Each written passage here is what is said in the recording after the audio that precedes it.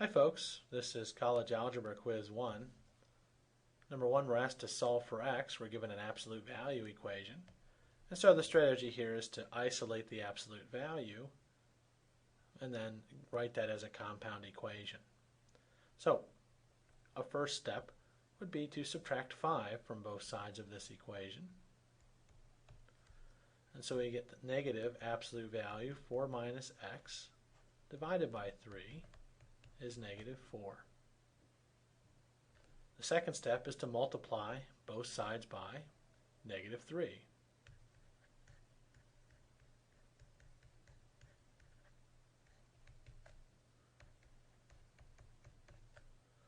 And so the negative 3 cancels the negative 3, and I get the absolute value of 4 minus x is positive 12.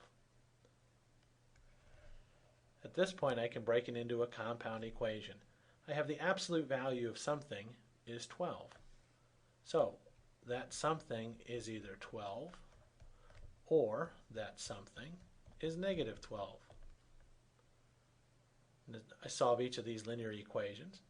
I get all the x's on one side and everything else on the other. So I could subtract 4 from both sides,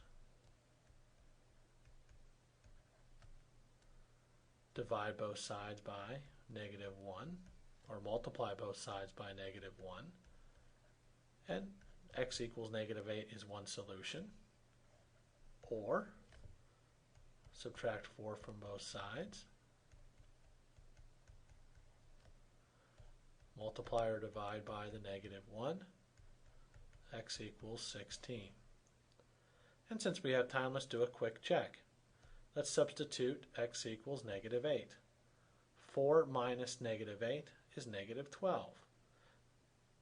4 minus negative 8 is positive 12. The absolute value of positive 12 is 12. 12 divided by 3 is 4. 5 minus 4 is 1. Now let's run through a mental check of 16. 4 minus 16 is negative 12. The absolute value of negative 12 is positive 12.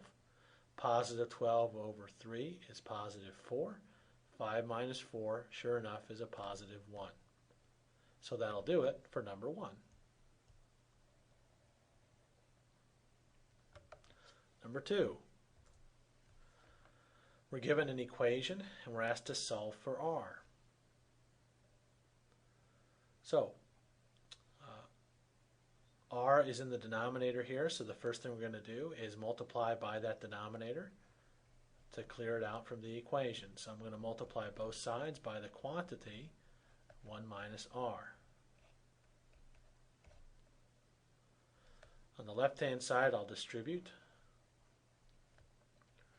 S minus rs equals, on the right-hand side, I'm left with a. We need to get all the r's on one side, everything else on the other. I can subtract an s off.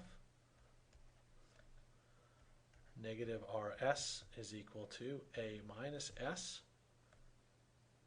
And then I can divide both sides by the negative s. And I get r equals a minus s over negative s. And that's probably not how you would see it as an answer in the back of a book. Remember, with fractions, we can migrate this negative to wherever we want. So we can migrate this negative up to the numerator, distribute, rearrange the subtraction. And so the answer you'd probably see in a textbook would be s minus a over s. And that'll do it for quiz 1.